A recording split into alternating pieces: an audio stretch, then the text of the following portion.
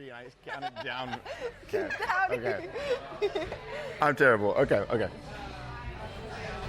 Howdy, y'all. Welcome back to the Grace Prep Podcast. My name is Joshua Young. I'm Hattie Lord. I'm Joeylynn Mesaros, and I am so excited to be with you guys today. We are going to be talking about how I was sued under the Ku Klux Klan law by Biden's White House officials, Democrat politicians, and liberal influencers for exercising free speech, which offended them. It was a 4-year journey, and it has transformed the way that I look at the Bible, our history, and our future moving forward. And I'm really excited to show y'all our victory in Christ through that and how it continues to impact our culture today. Wow, that was first take, no try. That was insane. That was really, really good. You've been prepping this whole time, bro. For 4 years. For 4 years. Right. Well, if you're interested in politics, definitely listen in. This is a must If you're hear interested conversation. in your free speech. That's right. And your basic God-given rights, this is the Exactly. episode for you. Exactly. And as always, we want to thank Two Rivers. We're here right now. We love it so much. Here constantly has epic vibes and really great coffee and even better matcha, if that's your thing. And we love them. Thank you so much, Two Rivers, for sponsoring us. Thank you, Two Rivers. You're the bestest. Okay, well, I genuinely, I don't know a whole lot about your case. So tell us about for the past 4 years, right? You had been battling. Yeah. What? What happened? Why did this happen? How did you get there? Yeah. Great question. It feels like we've been battling the government, Yeah. the weight of the world on our shoulders. And I'm a homeschool mom. Jude's now at Grace Prep, right? So, Hi, Jude. which is how we're so blessed to be here with y'all right now. And we could not have gone through the last 4 years without Grace Prep. It was part of the decision in putting him in school because it was too much for us to handle. Oh, for sure. It really was. And I wanted him to thrive and not to be put on the back burner while we fought this fight. Right. But 4 years ago in 2020, during the presidential election with Biden and Trump, I was not involved in politics. I could care less what was happening. I didn't understand even the very, very basic differences between conservative or Republican. Really? Progressive. No, those terms weren't in my vocabulary. I didn't understand so much. I was not paying attention to the culture. I had my son in public school. I was shopping at Target, drinking Starbucks, thinking Starbucks, no, Two Rivers. the best it was going to be. I know. And everything changed in 2020. I started paying attention to more things and wondering what was really best. How come? Yeah. Because of Jude, right? What do I want for his future? As a mom, I needed to be looking into the future for that. And I was currently part of a friend group that was going to vote for Joe Biden. And my dad was going to vote for Trump. And so I tried to weigh in the conversation. And I was told to sit there in silence and apologize for my white privilege. That I did not get to have an opinion on that topic. And if I voted for Trump, I was a racist bigot. Wow. And that all was new terminology for me. So I went home and I sat there in silence. I did. And I went home and I was telling my husband about it. And I'm like, I just don't understand why they told me to do that and why I did that. And Jude overheard the conversation and he said, Mom, I think you need new friends. I don't know what to tell you, but terrible friends. That's a wise kid. Yes. Jude's a legend. And I'm thinking in that moment, it was I should be setting the example for him. Right. I always do my best to keep the peace and be a people pleaser and go along to get along and not rock the boat, not offend anybody. And now it's at my kids watching, right? And how is that shaping him? So my husband and I, in that moment, started doing our own research. Where did Trump's values align with our biblical values? Yeah. And it met so much better than Biden's. Yeah. Okay. So we joined the local New Braunfels Trump train in an attempt to make new friends, right? And that was just a convoy of vehicles that drove around and paraded through town, showing their support for President Trump, campaigning. It was really fun. I don't know if you guys remember that, but everybody had a flag on the back of their truck. People would line downtown New Braunfels and downtown Green with lawn chairs and pom-poms and signs. Oh, wow. It was a huge pomp. This is in 2020? This was in 2020. Wow. And so it was really popular because still a lot of businesses were closed and locked down during the pandemic. Yeah. And so being in your vehicle to do something fun was a really popular thing. Jeeps were doing birthday parades and it was really popular around that time, right? Well, we were doing the Trump trains for like 3 weeks when the Biden-Harris campaign bus drove through Texas on their campaign for the presidential election. And due to the size of our Trump trains here in New Braunfels, we had 4,000 members. And so we were getting national news coverage with helicopter footage. And so we were like, if we drive next to that bus, Trump will see it. It'll make the news. We'll get a shout out. It'll be so cool. And mission accomplished, guys. That happened. We made viral news. It went nuts in the media. And Trump saw it. He shouted it out at a rally in Pennsylvania. He said that we were awesome patriots, that it was an amazing thing that we did. And it took 0.2 seconds for mainstream media to spin it and turn it to their advantage during the election in 2020. They called us domestic terrorists. Oh my God. White supremacists, Ku Klux Klan members, that we were inciting riots, violence, that we ran the bus off the road. The outright lies. And I'm talking huge platforms with celebrities. Oh my goodness. We're talking The View with Whoopi Goldberg. Movie producers, like notorious ones, are posting about what terrorists we are to this own nation. And how could you vote for Trump when he's inciting violence like this in the white supremacist community, that if you value your freedoms, vote for Biden. What? And I'm like, what is happening? Yeah, because you're part of this now. And you're and you saw it firsthand. Right. I was there. Yeah. We drove down the road doing the same thing y'all did. Right. Y'all had a bus wrapped in a Biden wrap. We had Trump flags, but we're terrorists? Right. What is happening? And again, so I'm not in the political world. I'm not in. Yeah. I didn't know mainstream media was corrupt and lied. I didn't know anything. Okay. So this is just like a slap in the face over and over again. We were getting death threats. We were getting, and they weren't just to me. They were targeting Jude. People it was horrific. And they were coming to our home. Not people, like the notes. Yeah, how do people know? And so during Christmas time, we're getting these Christmas cards in the mail, and we'd open them, and they were saying things I can't even repeat on your podcast. Yeah. And so we're feeling scared, we're feeling unsafe, and this is just the fallout of what the media said, right? Yeah. It wasn't until 8 months later, in 2021, after Biden took office with his team, the occupants of this bus, who became White House officials under Biden's administration, and Democrat politicians, said that we gave them emotional damage from driving next to them, and they wanted financial compensation. Yeah. I don't want to be that guy, but those are babies. Those are literally babies. Right. Wow. So you emotional damage. Emotion. Dude, you know that I know. meme? Yes. Emotional damage. The amount of times I've heard that. Yeah. So were you the only person getting those letters, those death threats, or was it other members, or were you just like targeted? How many people were also in this train at that time? Right. So these are great questions. So there were about 40 vehicles from New Braunfels there that day, because it was a Friday afternoon at 1 o'clock, right? So most people are at work or school. It was pretty small. But as the bus drove through every town, there was a different group of Trump supporters waiting to do the same thing. Everybody wanted a chance to do that and show their support. So the train actually went from like the valley up through to Austin as the bus drove through Texas, and you'd kind of drive through your town and pull off. And so they sued 5 of us. Wow. And my husband and I were 2 of them. And the threats were going to all the defendants. Absolutely. Okay, really? Absolutely. Okay. Because they published our names on national news.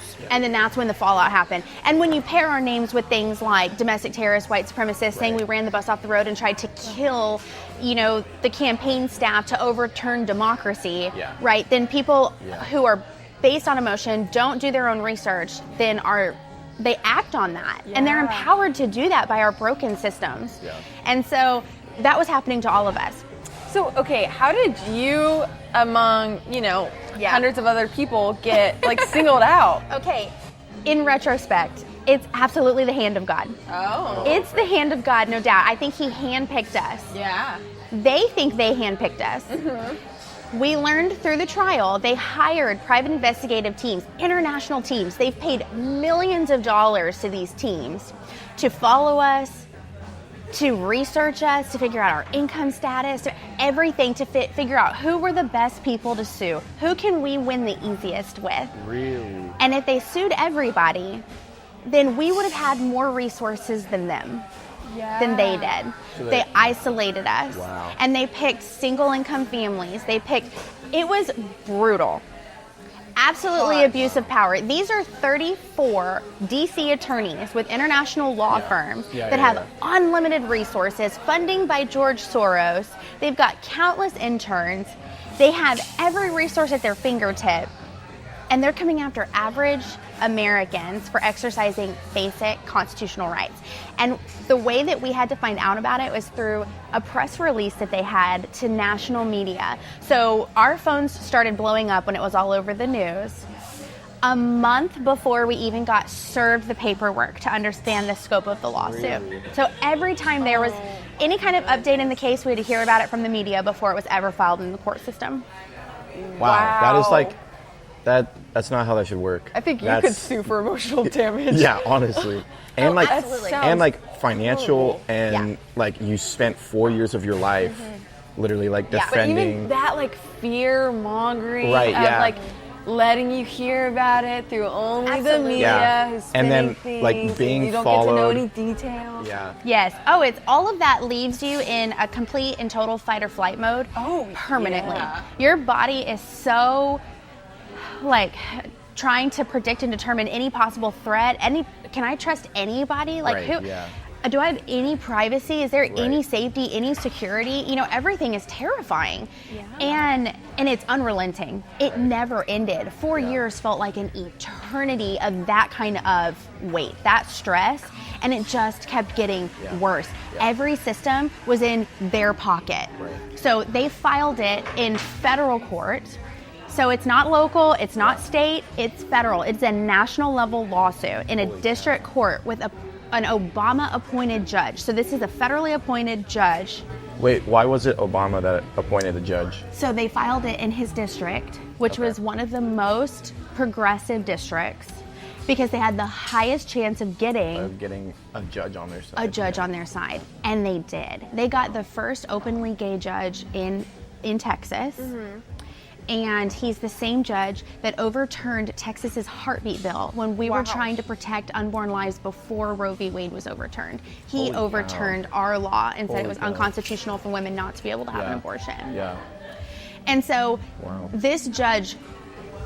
I mean, this is an I'm like so speechless right now. Ridiculous amount of power that you were up against. Oh, unlimited. They were hiring expert witnesses that are charging $700 or $800 an hour for 4 years to study us. So one of their experts is an expert in white supremacy. And she goes and lives in white supremacist communities and studies those people. So they hired her to write and report on our white supremacist tendencies. And those tendencies are that we homeschool, that we read the Bible, that we voted for Trump. Wait. So you're a white supremacist if you read the Bible? You have white supremacist tendencies. Tendencies? Yes. Oh my. I have so many gripes with that. Oh my gosh. So what you can see here, what has just gone off in your head is this lawsuit, and I have made the joke about this in the trial actually. If we were playing First Amendment bingo, they have a bingo. They have gone after every single right under the First Amendment. There are 5 guaranteed freedoms under the First Amendment. It's freedom of religion, freedom of speech, freedom of the press, the right to assemble, and to peaceably petition your government for a redress of grievances. Yeah. Okay, they've gone after every single one. We weren't able to peaceably assemble to go after the government for a redress. We couldn't go to the press with it. It was used against us. And our freedom of speech and our freedom of religion. And they were saying that everywhere that those items intersect creates a more concern for how supremacist we are. So if we read the Bible, then maybe just a little bit. But if we read the Bible and we homeschool and we vote for Trump, now we have multiple intersections of concern. Oh my goodness. Absolutely. And so in the discovery depositions where they're trying to gather information to build their case, which these should be questions like, where were you the day? What did you? Very isolated to the incident. And they're asking things like, what do you pray about in your Bible study? Yeah. And what does it mean when you say it's a war between good and evil? And what do you mean when you quote this Bible verse? And they're questioning on your values and not necessarily like what happened. Correct. To build their case against us in a federal courtroom. In a federal courtroom where the Constitution was not allowed to be referenced, discussed, or published. What? Wait, why? The judge ruled on it in favor of their request. I don't understand. So where we're operating out of a basic right to exercise free speech, which should be protected, and let me just say, I've learned through this process because I didn't know it before, it is a God-given right, an inalienable right. It comes from God, and it can't be given or taken by man, which is what's happening here, but we can't even reference this document in the courtroom while it's happening. I'm so extremely confused. Yeah, like what if... So, how does the Constitution get disinvolved from a federal court case? Correct. Because there's... gosh. I'm really like... I'm like, have you like lost faith in like our like, I wouldn't say like necessarily our country, because like our country involves like not just like the government but also the people. Right. Have you like I like that. like lost faith in like the government? Wow. Undoubtedly. Yeah. In all the systems. The systems are so broken, and it's on us. It is our responsibility to elect godly men of integrity and character who know the foundings of our nation and to vow to preserve and defend it. They take the oath to uphold the Constitution when they're elected into office, but they don't know that the two pillars of our nation are religion and morality. Right. 60% of our elected officials do not know what the Bill of Rights are, and they certainly don't know what the 5 guaranteed freedoms under the First Amendment are, but they're getting elected to defend it. So for me as a constituent of these people I vote into office, I'm calling them and begging for help. Help me. You have taken a vow and an oath to uphold the Constitution. I'm your constituent. They're attacking me. And people like Ted Cruz and Chip Roy and Greg Abbott, our governor, are saying, ooh, Ku Klux Klan law? Don't really want to get involved in that one. You understand, right? Good luck. It's going to go on for a while because that's lawfare. I don't know what you want us to do about it, but we can't get involved. Oh my God. What on earth do you mean? So we have a gap in the armor of our constitutional rights. The left is aiming straight for it. And the people who should be standing in the gap are stepping out of the way because it's uncomfortable. Scared because of all of this power. That's exactly right. And they'll say things like that, well, you're going to lose anyways. It's going to waste all your time and money. They're going to drag this out on purpose because the process is the punishment. Yeah. And so it leaves a homeschool mom, a plumber, a pastor, his wife, a grandma, and a retired Navy veteran to stand in the gap for every single American's free speech rights because it's federal court. So what happens there will set the precedent and case law for what can happen to other Americans, because if they had won in our case, it would have been a blueprint and a standard to do this very easily to other Americans. It would have been a runaway train. Right. You would reference this court case. That's right. And other court cases. That's what they do. Yes. And it holds weight in the decisions that are made. Big weight. And so we decided we were going to fight back. It was completely God ordained because, again, I can't stress enough how I did not understand my basic rights. I did not understand political processes. I didn't know the 3 branches of government. I also didn't know that in the 3 branches of government, we hear often that they're equal branches of government. On the contrary, right? And the judicial branch should be the least powerful. And so we've got a disproportion of power, and then we've got presidents who are appointing these corrupt judges who don't uphold the law. They throw out the Constitution quite literally. Our rights are on the line, but we don't know them enough to know when it's happening. It's like the white coat syndrome, where if somebody comes up to you in a white coat and gives you advice, you just automatically, like survey shows, automatically you trust that person because you identify them with a doctor and they seem to have the experience, the degree. You trust that they're knowledgeable. We do that with judges. We do that with lawyers. We do that with politicians. Well, they have to know more than I do. They're the expert. But we in America are the experts. We're supposed to be. The way our nation was founded, when we fled England from tyranny, oppression, we did not have freedom of speech. We did not have freedom of religion. We couldn't protect ourselves. That's why our foundation is set up the way that it is. Not because it's an old, irrelevant, outdated document that doesn't apply today, but because it's timeless. And they knew what would happen. And it was set up that the people would govern themselves and that government would be limited to guarantee our freedoms, but that's not where our freedoms came from. And now Americans do not get involved to govern themselves. They let a few hundred people rule them like kings. So when we learned we got sued, I called my neighbor. She's one of my best friends. She's in her 70s. Her name is Sherry. She's a total queen. Total queen. She makes everything better. And I call her, Sherry, I don't understand what's going on. She comes over, she's looking at this 62-page civil complaint, which is nuts. It's extensively long. She's reading it. That's she's a like, lot of pages. She's like, Joeylynn, they can't do this. You have freedom of speech. Right? That's what you're thinking. But like, in I'm that an moment, American. I wasn't thinking that, Hattie. Oh. I didn't know Yeah, that I had yeah. it. So I didn't want to make myself look stupid. Yeah. So I cataloged it. I waited for her to go home, and I jumped on Google. Like, what is freedom of speech, and where do I find it? I did not even know where to find that information, where it was written. Holy cow. I didn't know it. Holy cow. And by God's grace, I was able to find it because Right. Google is so unreliable What a as a resource. search engine, Yeah. right? Like, who knows what I could have found really when I was searching Yeah, that. right. But God was faithful to bring me to the truth of Wow. just the tip of the iceberg of this information. And it catapulted me into the world and the realm of Patriot Academy. Right. And Patriot Oh, yeah. Academy is this incredible program Yep. that teaches the Yep. Constitution with biblical values at its core. Everything is on the hub of these biblical principles. Our Constitution was framed out with 1,500 Bible verses. So for people who say, oh, politics and religion don't mix, or you can't talk about that at church, or well, that's political, like that needs to stay out of this world. Yeah. Oh no, it's all. Yeah. It's all there. Jesus taught on it all, from taxes to safe borders to marriage to education to neighborly duties to being a good citizen. Everything is in there, right?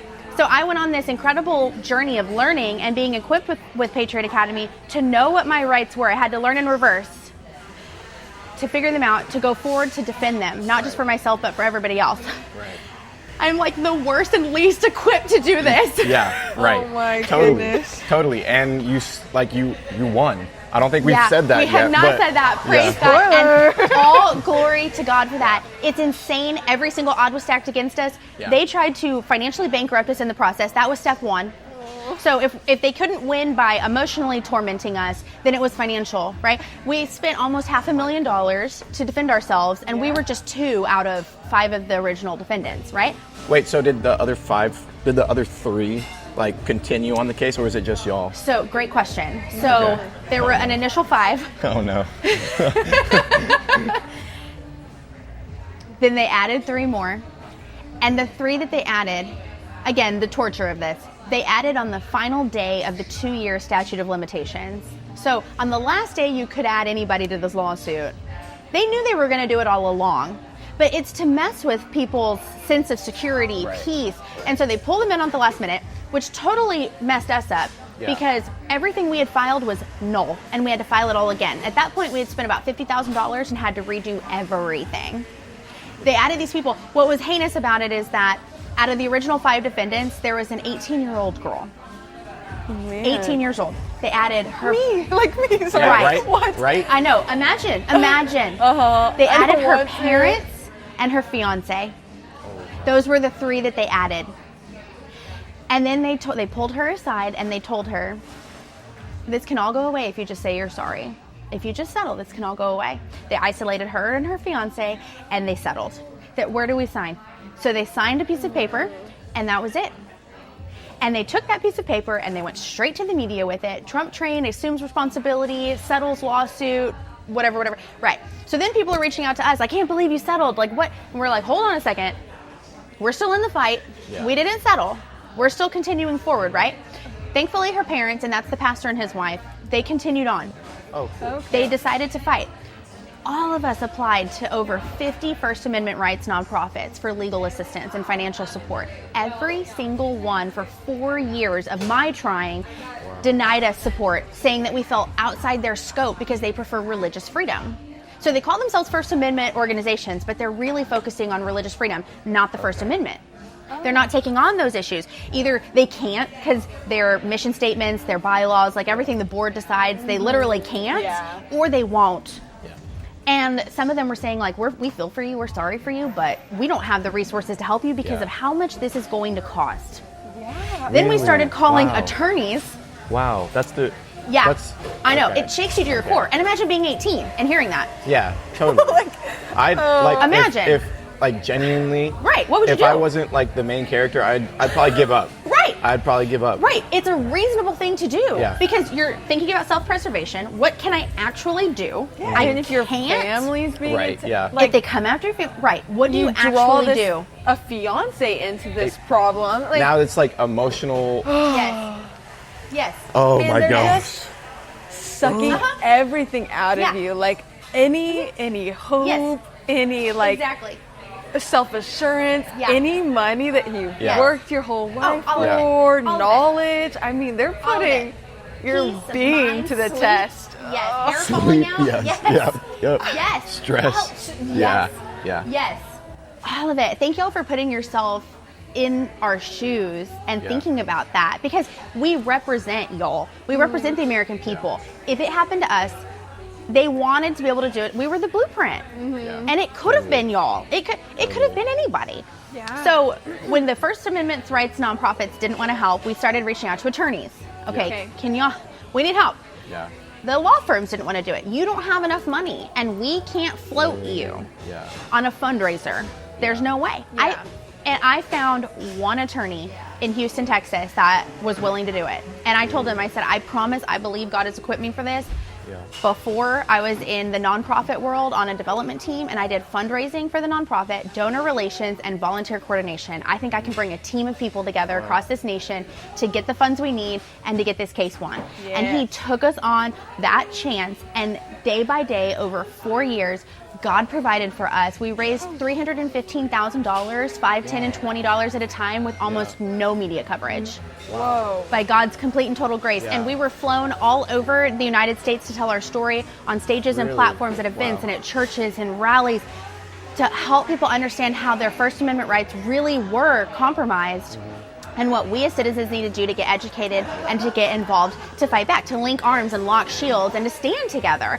And so God took us every step of the way, all the way to the trial. But through those 4 years, they tried to force us to settle. After they realized we were fundraising the money, they were like, oh, okay.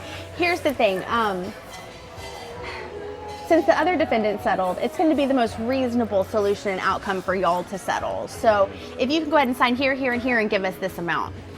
And I was like, you are out of your mind. Out of your mind. I would rather, and we did, we prayed about it, we talked about it, we thought about it, and we bucked up. We would rather continue to take the lashings and endure the abuse on the principles of what we were standing for than to bow down, kiss their rings, and to make it end. There was no way. No way. You're like a modern medieval knight. Exactly. I'm like, holy cow. Standing on nobility. Freedom! I want to note though, like you said, like people in like white coats, like they should be like the ones that are knowledgeable and like the ones with wisdom, and like we give them trust. Like we give them a lot of trust, and like they've abused it. They have. I mean, like they're not even like relating to like our situation, and then on top of that, the way our system has like been structured, it's like the attorneys and like the firms, and it's like they're cranking them out. Your case is like good, but like the way our world works, that's like not feasible right now, and it's like it's like we're not valuing like the American people, and we say we are, yet the way we've like structured society is like, yeah, you can do that by yourself. We're not standing for that, and like our like literally what you said like earlier, like our Constitution is like found on like religious rights and like freedom of speech. I think that's correct. And yet we're not like, it's easy to say that we like do that, and we're not living that life, right? It's like a life of duality. It's like, we're not doing that. So, and God calls us to be of one mind, one heart, and one mind, right? Not to be double-minded. And I think on accident we are, out of ignorance, and because it isn't taught, and we don't educate ourselves.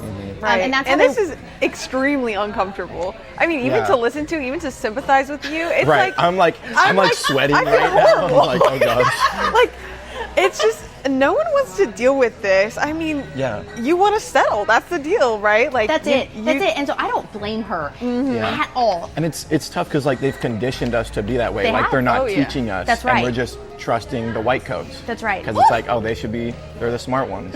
So much of society. So much. That's what we've done that with the media too. Right. Totally. I was one of them. Yeah. I was. It was just by God's grace that he scooped down and he picked me up, and then he used me. Right. Phenomenal. Right. Absolutely phenomenal. And he sustained us with strength and joy through this process that should have completely destroyed us, designed to destroy us financially, emotionally, in all the ways. Yeah. But he sustained us with his right hand. He sustained us. And I would say this lawsuit has brought to life the Bible in ways I never could have imagined. Before I would read the Psalms and be like, well, that's a good psalm, but I don't know what it's like to be hunted like prey by men when King David's writing. I do. Yeah. When I would read our constitutional documents, well, that's cool, but I don't know what it's like to be under the tyranny of a king. I do. To lose freedom of speech. Yeah. And to fight for it when the odds are impossible. So I just want to say this, God took the hardest, most challenging literal trial of our lives, and he brought incredible things to light. He brought out so much knowledge, joy, courage. I feel like his spirit was at work in so many incredible ways. We touched people across not just the United States, but other countries. People are writing us and sending us notes and money from other countries saying what happens in America impacts us here. For sure. Right, yeah. We had support from Africa, Scotland. We had it all over. I didn't even know how to like write these people back. Right. How do you address an envelope to this place? It's like so interesting because I have a friend who like went to Europe over the summer, and like these Europeans are like, oh, you're American, like get away, like we don't want like whatever you have. It's like, oh, like your president isn't smart. It's so like, embarrassing. What are y'all doing? It is embarrassing. And it's like back in the day, like everybody wanted to be American, right? proud. We're successful, like we actually have freedom. And now it's like, oh, we don't, sorry, like we're good. It's so embarrassing. We'll pass. People, we just had a gentleman helping us with a project at our home, and he's got dual citizenship, and he's like, I would rather be in Mexico. Mexico is better than America right now. Cow. Just so you know. Wow, yeah. Okay, so I want to go back to you for a second. How did you get up in the morning? Like, oh my Jesus. gosh, I love this question. but like can't be the one word answer. Can't be the one word like, answer. So, talk about it. How did you? Yeah, what motivated you? I mean, I just cannot imagine.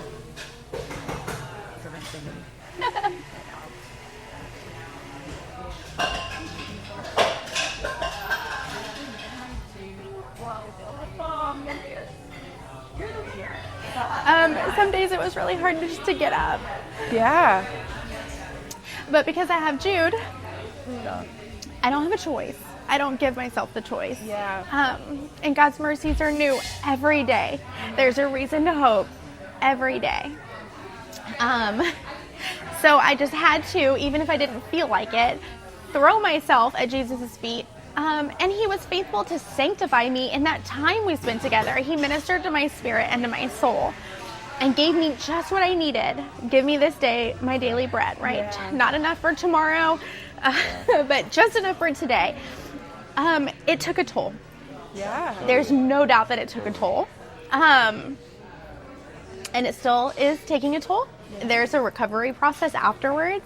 I think that the tormenting abuse leaves you in a post-traumatic stress trauma that it's hard for people to relate to because it's not a very common situation or scenario. I think a lot of people can relate to stress and trauma, but this scenario, it's like, how many other people have been through that? Yeah. You know, it's like less than 1%. right. It's like such a weird. I try to, like, hey, how are you? Oh. I'm battling the government right now. Yeah, exactly. Like Thanksgiving, meeting up with family. Like my sister's 10 years younger than me, and we come back together for Thanksgiving, and I'm like, how are you? And she's like, awesome. Comic-Con was great. How are you? And I'm like, great. We filed a writ of mandamus with the Fifth Circuit Court of Appeals. Like, Oh my we're just like gosh. nuts. Wow, you're like on a different planet at that point. Holy cow. No, it's like you just can't even. But God's been faithful in it anyways. Like I don't ever want my story to be discouraging or overwhelming to anybody. I want it to be nothing but inspiring, because what they wanted was to have a chilling effect on free speech. I believe, in retrospect, having been through it, the Trump train was growing so large in popularity that they wanted to make an example out of us to deter people from continuing to do it. And it was effective because our friends and family were like, ooh, like, you get it why we can't like talk to you anymore, right? Because we don't want to get sucked up in that, and we're not going to put any signs in our yard, or we're going to take our flags down. And it had a chilling effect. It did what they wanted it to do, and then they wanted to federalize it on paper, in law. Yeah. That was the next step. and I haven't gotten to talk to y'all yet about who was suing us, but it was an interesting group of individuals that included Wendy Davis, and she has been dubbed fondly as Abortion Barbie by her supporters. Holy cow. Oh, what does that mean? Yeah, elaborate on So that. she filibustered a law that Republicans put into place to protect the unborn life from abortion. She caused such a riot and a scene at the state capitol building while they were trying to take the vote up to pass that law that they were not able to pass that law before the time ran out. And so then the default went back to abortion rights. And she's infamous for it. She is now the director of Planned Parenthood in Texas, right? This is a nefarious woman that prioritizes the murdering of our unborn children as a healthcare right to women, and insatiably so. And so another individual that sued us wasn't even there. He heard about it, and that's what gave him emotional damage. His name, That meme just like you keeps just coming can't to even, mind. I know. His name, Dr. Eric Cervini. He has written a book that was nominated for like a Nobel Peace Prize. The Deviance War, the Homosexual Against America. What is it? The Deviance War, the Homosexual versus America. And he is married to a drag queen. They're business partners with RuPaul, the drag queen. They have the largest LGBTQ plus bookstore in California.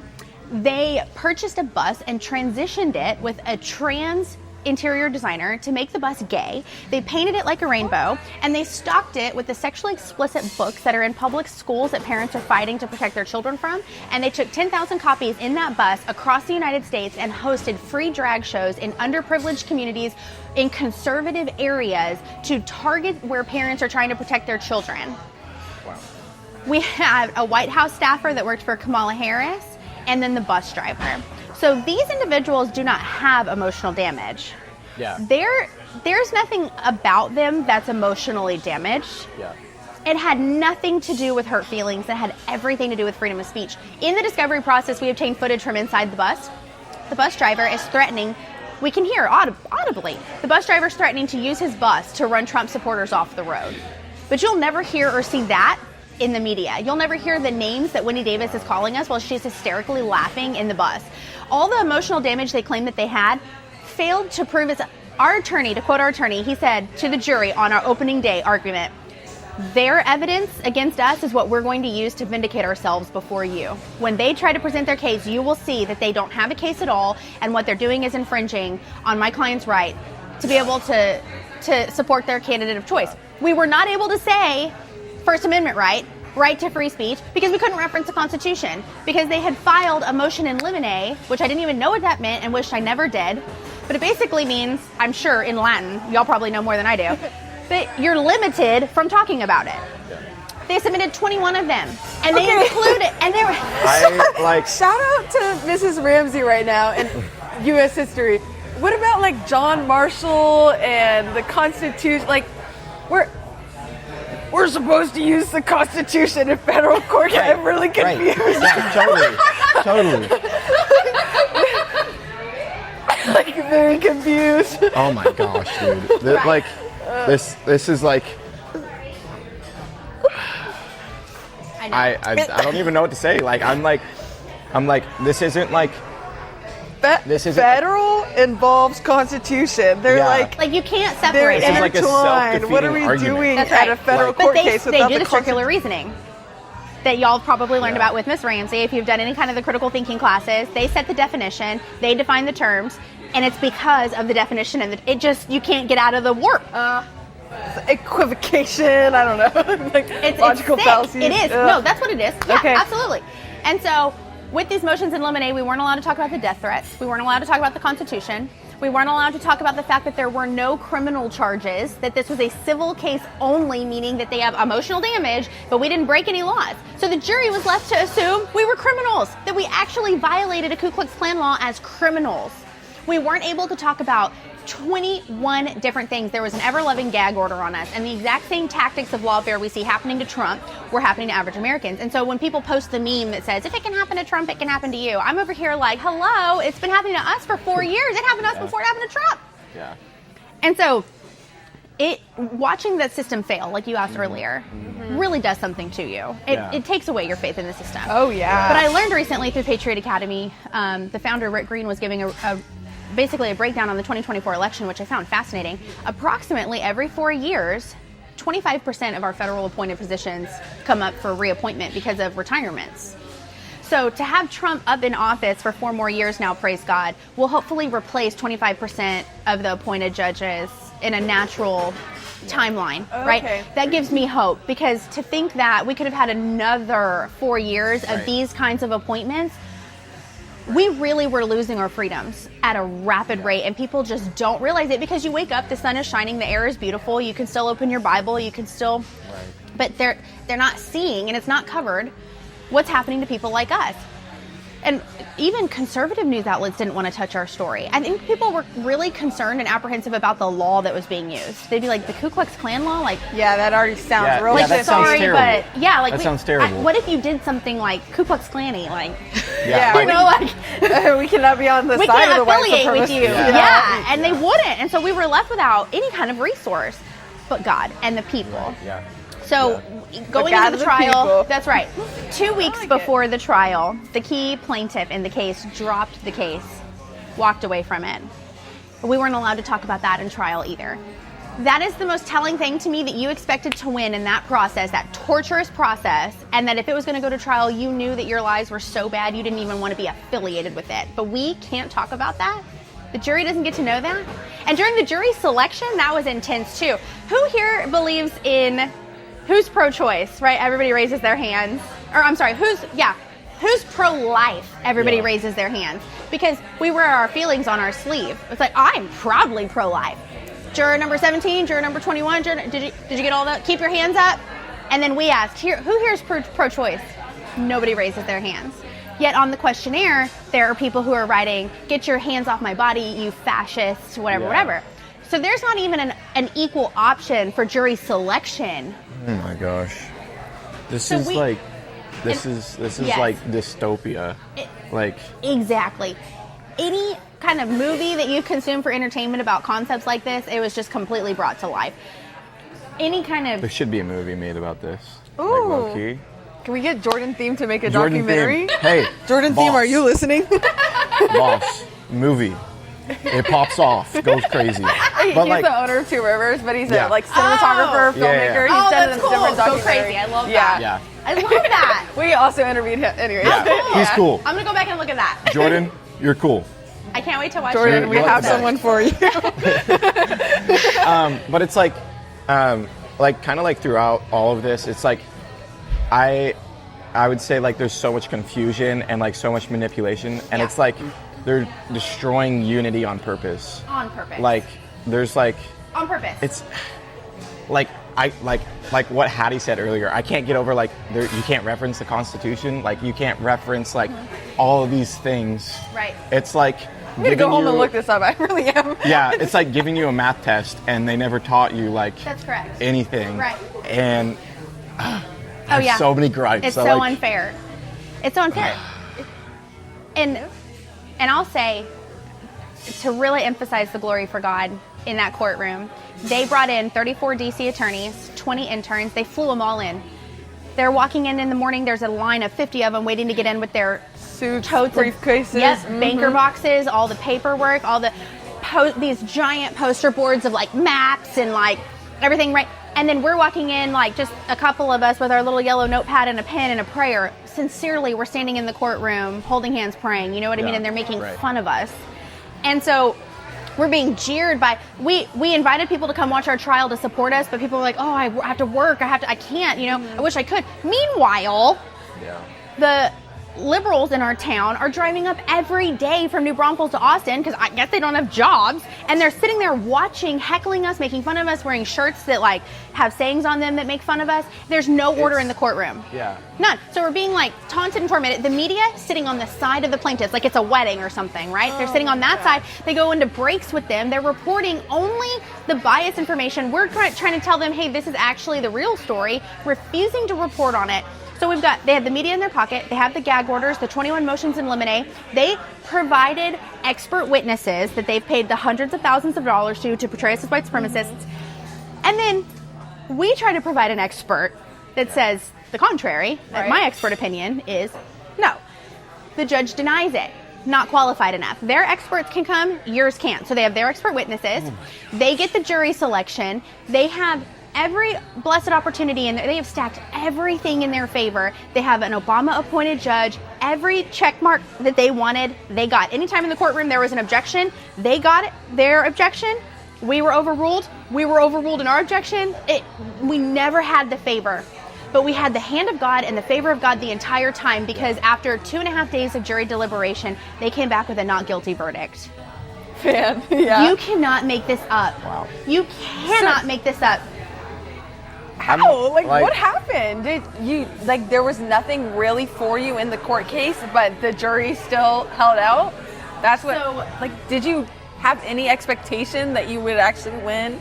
That you would be declared not guilty? I knew that we would win at some point, because I know God can't lose. I know that he goes before us and establishes the victory, and we just walk through to receive it. I know that ultimately he's victorious in this whole timeline of humanity, right? But that was where I kind of was wondering, well, am I going to have to wait to see that victory, and this one isn't going to make any sense to me? I was starting to resolve that by what I'm looking at, we're not going to win. Yeah. There's no way. It'd be almost foolish to think that we could win, understanding how all the odds have been stacked against us. And then you still hold out this faith. You're like, God can do it. God will do it.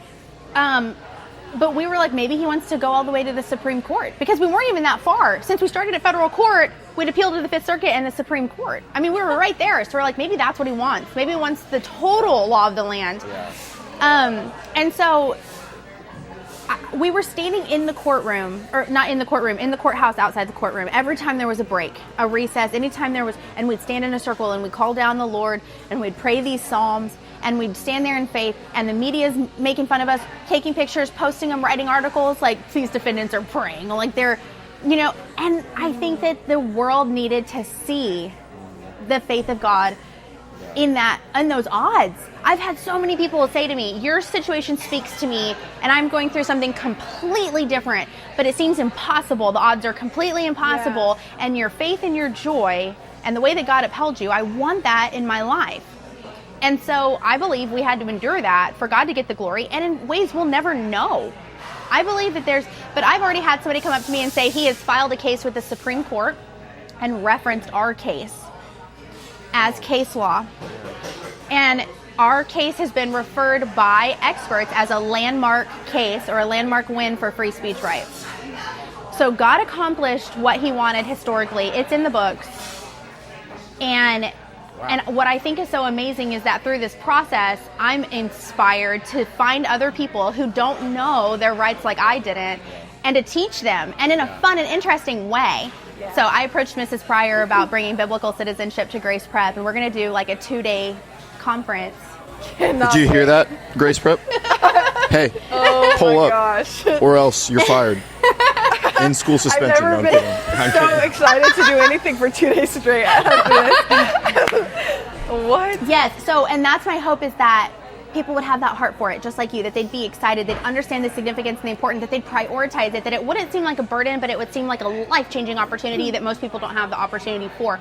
God has appointed y'all for incredible works. He's equipped y'all with the most amazing skill set and put y'all at Grace Prep to be, catapulted into society, equipped and prepared with courage, with character, with integrity. Y'all have something special that most people don't have, and Miss Pryor loves y'all to death and wants to make sure y'all have everything that she can possibly cram in there before y'all go out, so that you can be world changers in a time that needs you the most. And so I'm just humbled and privileged to be even like this much of a part of it.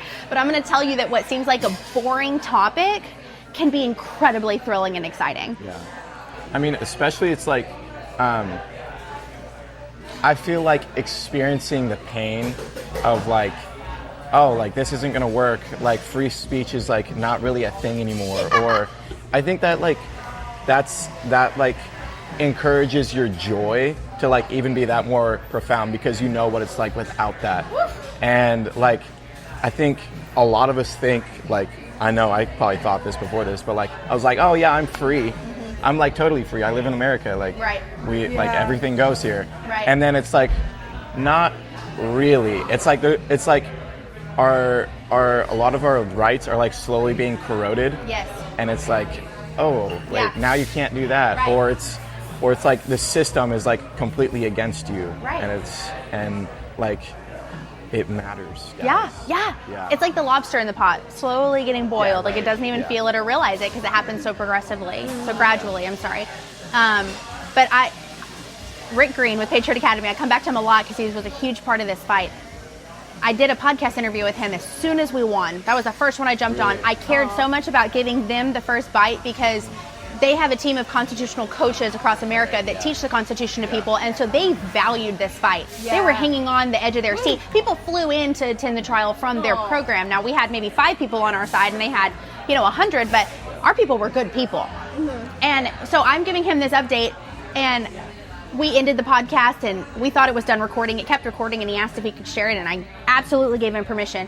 But what I thought was off camera, I just absolutely broke down, crying, bawling my eyes out, and he said, Joeylynn, what you feel is free. That feeling is freedom. They took it from you, and you had to fight to get it back.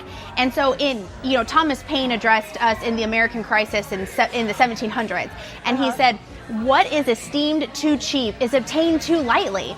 But heaven knows how to put a proper price on its goods. And he said, you understand the price, and it has not been obtained too cheaply. So you feel the value. And as Americans, I hope everybody gets to understand and experience that because it's life-changing. Yeah, I think it's, I wanted to jump back to the part where you said we had nobody go there and encourage us. And yet the other side had people from New Braunfels driving up to Austin.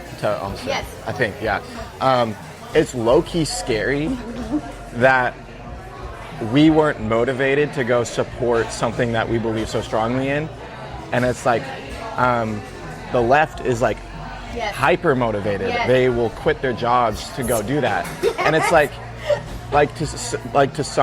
to some extent, I give them respect. It's wow, you genuinely believe what you believe. And we're over here saying, oh yeah, that's a nice thought. We really do need to do that. And then we're just taking no action. Yes. And I think that's a testament to our lack of motivation and trust not even in what we necessarily believe. just motivation. It's just, you can feel so convicted in your beliefs, right. but we, a lot of these values are spun as the white supremacy, bad side of things. Yeah. And it does not feel good to be called evil or Exactly. be called insensitive, whatever it is. Yes.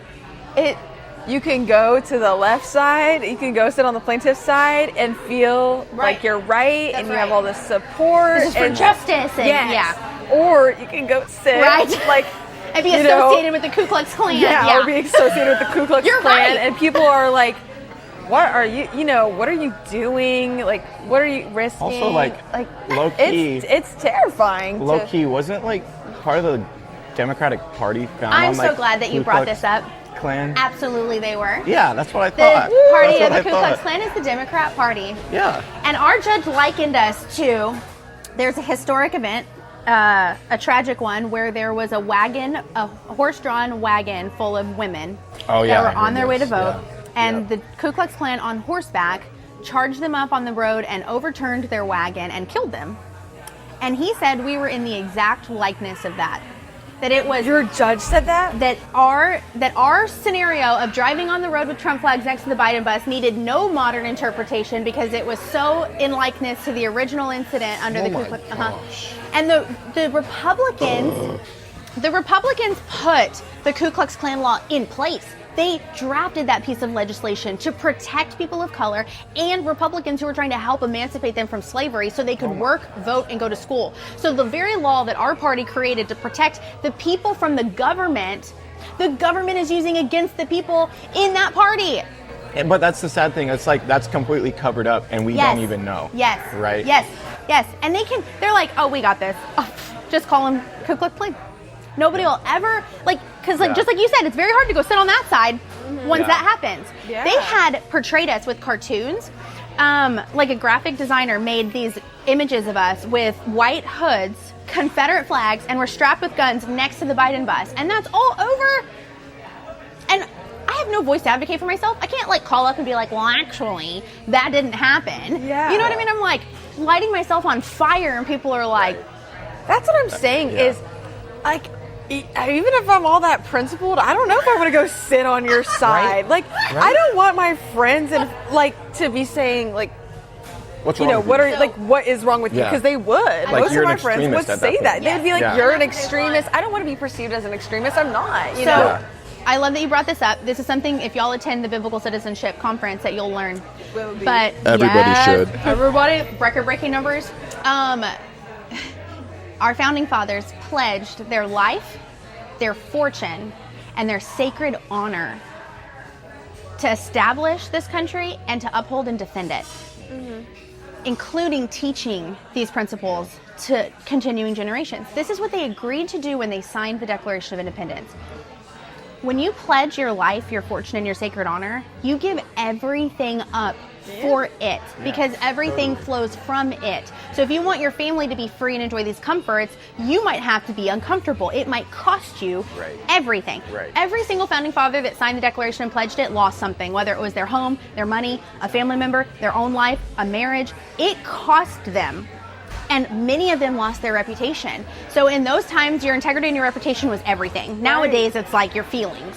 But then it was your reputation. And some of our founding fathers and members at that time were basically taking on it would have been seen as really, really like low, dirty, disgusting, and like, ugh, of being a spy, to go get information and to bring it back. And if you're caught being a spy, you're executed on the spot, right? Totally. And y'all have probably heard the quote of one of those spies being hung, and his last breath, he said, "My only regret is that I have but one life to give for this nation." But he had to die essentially with no reputation or integrity because he was seen as a spy. But he saw the value in it for his country, and he completely gave up his integrity and his character. And as Americans, we're not willing to be uncomfortable enough to give up what makes us comfortable. But duty, gotta like laugh at saying duty, but duty, D-U-T-Y, was seen as like a non-negotiable. It is like, whether it's comfortable or not, duty is ours, results are God's. Now we're like, ugh. Like, I have soccer at 5, and Like piano recital. yes, like I'll pray about it. That typical Christian blow off right there too. Yeah, and you're right. They're way more activated. Way more activated. If we as Christians were as activated and engaged as the left is in what they're passionate about, we'd win every fight. This nation would be a nation under God, indivisible, with liberty and justice for all.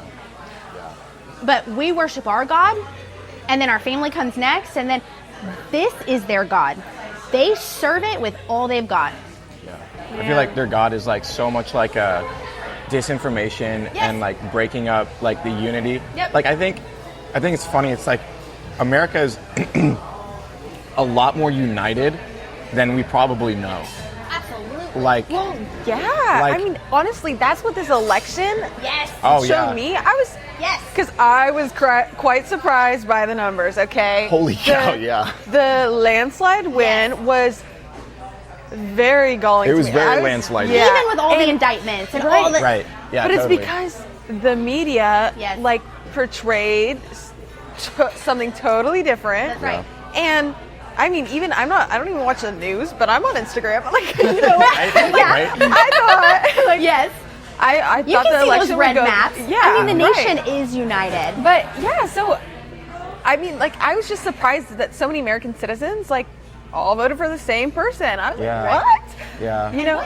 If we are disagreeing politically, what could we agree on? Could we agree that it would be wrong for Trump to persecute you for your free speech rights, for flying your flag? Would you want to go to federal court for that? Yeah. Would you want to be associated with the Ku Klux Klan law? Is it important to you that your child has a good education? Right, Like, and that's what the can thing we agree about, on? like, democracy is about these ideals. So, like, even you're, as a Democrat, like, you also must value these ideals of free speech and electing good voters. And, like, it's not like the left or Democrats are our enemy. I mean, maybe some extreme, like, crazy people, you know, like, who are out to shoot down democracy. But Democrats, like, they're not the enemy. They're like our brothers, you know? Right. Can I interject on the word democracy? Yeah. Ooh. Okay. Go for it. Ooh, okay, something I learned, and you'll hear about in the biblical citizenship. is that we're actually a republic. Oh We're yeah, a I've heard that. Democratic Republic. I've totally heard Okay, that. If okay. we can keep it, Ben Franklin is quoted after they signed the Declaration. What do we have here? Well, we have a constitutional republic. If we can keep it, we have democratic principles. If it was a democracy always turns into a mobocracy, and a perfect example of a mobocracy is when Jesus was crucified, because they said, "Give us Barnabas," right? Right. Yeah. And crucify Jesus. And Pontius Pilate gave the crowd what they wanted because they were unruly, and that was the popular vote. Yeah. Right. We do not operate our nation on democracy alone, because Right. it every time turns into a mob rule, a riot, a burn it to the ground is what the people want. Yeah. And so we have systems in place to protect us from that. So we have some of those principles, but we do not just have a democracy. So when Trump says, democracy this, I'm like, call it a republic, Trump. Call it what it is. Right. You know, because I think that's another thing. We start using their terminology, and it becomes normal to us. Oh, it's a democracy. I It is a know if I democratic said you. republic. I don't know if I'm saying at you. Yeah. I didn't know it, and nobody Yeah. had told me that. So I try to frame it when I talk Right. about it. Is it like, I'm not like super well educated on like the definition of democracy, but Yeah. is it democracy like mathematically impossible? Like, there's I'll look it up right now. I'm like, I don't know the answer to that. Hold on. Right. Well, I think that's like the balance in our Senate or Congress, and like the House of Representatives Yes. versus Yes. the Senate. Like, we have to have Absolutely. a bit of that mob ruling. Like, that's part of our country. It's do. like we want to have, like, the citizens are united and like they call for something from the government. Absolutely. And we could see the popular vote just Right, with this recent right. election, right? But at the same time, But that can't if- be it. It can't, because if we only went on the popular vote, Then- then there would be no need to campaign in states like Wyoming, where Right, there's like farmers, like so many people's they rights would not be that's protected. right, exactly right. That's exactly right. They'd be spending all their time campaigning in New York, California, Texas, Florida, and then nobody Right. else would matter. Exactly. Yeah, just due to population size. Yes. Our founding fathers were brilliant. I know that's Absolutely pretty brilliant. incredible. And you can see that Tim Walz suggested removing the Electoral College because they want the popular vote, because they know they can control it with the media. And the freedom of the press in our First Amendment is the right to say what you want without persecution, but there's another side of that coin. It's that you have freedom of the press to have two sides of a story, and we've lost that too. We just lost the entire integrity of journalism. It is. Yeah. Yes. It is heartbreaking. I had Yes. this conversation with a friend the other day. I was talking about like journalism is no longer journalism. It No. is like, it's like biased Persuasion. writing. Right. It's like somebody's vlog. Like, hey, is a this vlog. is why Yes. this is why I believe this, and it's not even Preach. it's not even fact. And in Mrs. Pryor's AP class for English, she's like, we have this op-ed assignment, and she's like, try to state something factual and not biased. Do you remember that? I love that. And she's like, you will genuinely have a hard time doing that. And I'm Oh like, yeah, oh, to wow. find a fact in an article from like different. Yeah, I mean, like different news outlets, like left and conservative right. and- yeah. So it's like, yeah, it's literally like a vlog. It's like personal opinion. It's not necessarily fact. And like the definition of news is to like bring about current events, not to interpret them for right. whoever's listening. You just tell them like, hey, blah blah blah did this. Not right, what and it that means. is the beauty of journalism. That's what Right. I mean. To me, that's why I would think you would go into that field, is because you Right. love The pursuit free of truth. speech, Truth. You Yeah. love truth. You love sharing it with people, like Absolutely. giving people their options, their information. Like that is such a amazing thing, an amazing thing we have so much access to right now that we like never have before. Right. In ways of spreading information, but it's just what I know. What? I love how What? you can take all of this and be like, it should be this way. Yeah. Why is it? Yes. Yeah, but it's like, I know censorship is kind of like a buzzword, low key. It is. But it's like, I feel like so, like, devalued. You know, it's like, oh, you're just like a little minion and blah blah blah, and you don't really have like any power. And like the foundations of our country is like, oh, the people have power, and not Absolutely. and not like government officials and the president. And it's preach. like I look at like the government right now, and it's so self-serving. Yeah. And like the purpose of the government is to serve the people. That's It's like right. you lay down what you're doing for the people. Right. And like the people elect you. It's That's not right. like To work for them and to listen work to them. for them, Even yeah. here in New Braunfels, I get really frustrated. I go to city council and I can get 200 people rallied together. We go in there and we tell the mayor and city council what we want, who we represent, how important it is, and they completely vote the opposite because it lines their pockets. Yeah. They do what they want to do because they get to, and they're not listening to the people that have elected them. Yeah. It's devastating, and that's happening at a local level. That's definitely happening at a state and a federal level. Totally. And there's a founding father quote that they got everything right. They set it up. It was a good system. And then they're talking to the future generations. If you find in the next century that your government is not full of integrity and morality and virtue, that is because you have not stayed on top of electing the right people. It is and you will have to take responsibility and accountability of that you elected the wrong people. I've read that quote to our mayor and our city council. I'm like, we accept the responsibility for the fact that y'all are not doing your job. Man. Y'all are not doing your job, but we will ensure that the next election cycle, we're electing somebody that has integrity and character and will. And so that's our job as citizens, is not to expect change in the White House. Change starts in our house, and we have to go out into our communities. It's great that Trump's in the White House because that allows a peaceful nation for Christians to thrive, for us to take the gospel out, for us to do the things we need to do, but we need to be pedal to the metal doing those things and not counting on one person to do it for us. So anyways, I think that we have all the tools we need. We just don't know what they are. And how do you know what you don't know? Right? Or how to use them. And so when you have that knowledge and that confidence and somebody comes at you and says, oh, you're insensitive, or you're, well, actually, or America's a racist nation. Actually, well, it was found, critical race theory, 1619. Yes. Actually, and biblical citizenship addresses all that with beautiful facts. It talks about these incredible black patriots and heroes that helped win our American Revolution and go on to be elected officials for 8 terms or more and to be honored in their societies. But then you get into the turn of the 1900s and Woodrow Wilson's in the White House. He's having Ku Klux Klan meetings in the White House. Margaret Sanger's founding Planned Parenthood, and they're wiping out black history from the textbooks. Yeah, totally. So oh my gosh, I'm like so mad. I don't know what to say. I'm just like, I'm feeling all right. She won the case. Yes, girl. Wait, real quick, tell us when did the case get decided? So after 4 torturous years of lawfare and what I feel like is a crash course in law and history. Maybe a little more in depth than that. Yes. We went to trial by jury, which is still completely insane, treated like criminals. Our trial was almost 3 weeks long. There are murder trials that don't last that long. In federal court, and on September 23rd, we received our not guilty verdict just a month and a half ago. And I did not feel the peace and relief that I thought I would. That as soon as it happened, I thought the load would be off, like a rucksack would just knock off. I felt this weight and responsibility of who else is it going to happen to next. oh, so real, yeah. And then totally. all the grief. Jude grew a foot since we got sued. Yeah. You know what I mean? Like, Yeah. I can mark the time on a wall. Yeah. Like, just the things that robbed us from. There was so much grief, and then we still owe $40,000. Like, we still have not fully funded everything, So- our defense.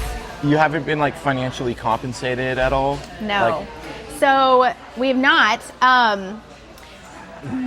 We're entitled to $12,000 approximately out of about $500,000.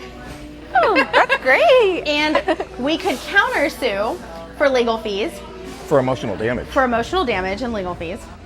And we sent letters of preservation kind of kicking that process off, like, hey, do not destroy any communications with these experts, with these private investigative firms, because we're coming back after you.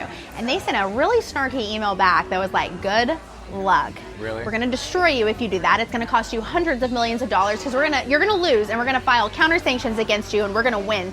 They know they own the system. They know they own the judges. They have unlimited resources to do it. And so I resolved, because I do believe in imprecatory psalms where you go after your enemy. I believe that victory should fully and totally be ours for the sake of the next person. And we're not going after something wrong. Like, we're entitled to that. We need to get that money back. Yeah. But I'm like, you know what, Lord? I've seen what you can do. You do it from here. What you want to do. I cannot spin my wheels and burn myself out for another 4 years trying to fight this system their way. So you do it your way, and I'll do whatever you want. So I don't know what that looks like yet. I'm praying through it and waiting through it. The only thing that's really become obvious and apparent to me is taking the next step of teaching biblical citizenship to people. And I'm just following in that. So, That's why you should go to Grace Prep on that March day. I don't even know March what day 7th and it is. 8th. March 7th and 8th. Yeah, it's going to be lit. I already have a team of people that are super excited. Yes. That are excited to volunteer and help put it on, make it meaningful. I'm reaching out to some people that would possibly come in to speak to y'all. Lunch for you guys, like a little swag bag, shirts, stuff like that to make it fun and meaningful, and something special for you guys that only y'all get, like a red, white, and blue cord for graduation, right? So Mrs. Pryor and I are working together to make that something you don't want to miss. Yeah. I think just at the bare minimum, the information wouldn't be something you want to miss, but I know some people need a little bit more motivation than that. So we're gonna see how many we can transform. Yeah. Totally. Yeah. If you love America. That's right. I'm kidding. That was like so manipulative. My bad. Holy cow. If you love your freedoms. But honestly, if you love your freedoms. Yeah, honestly, like straight up. Well, that was a lot of information. Yeah, Holy I'm so cow. sorry. No, And it was that's good. like It the was tip so of good. We need like a part 7, bro.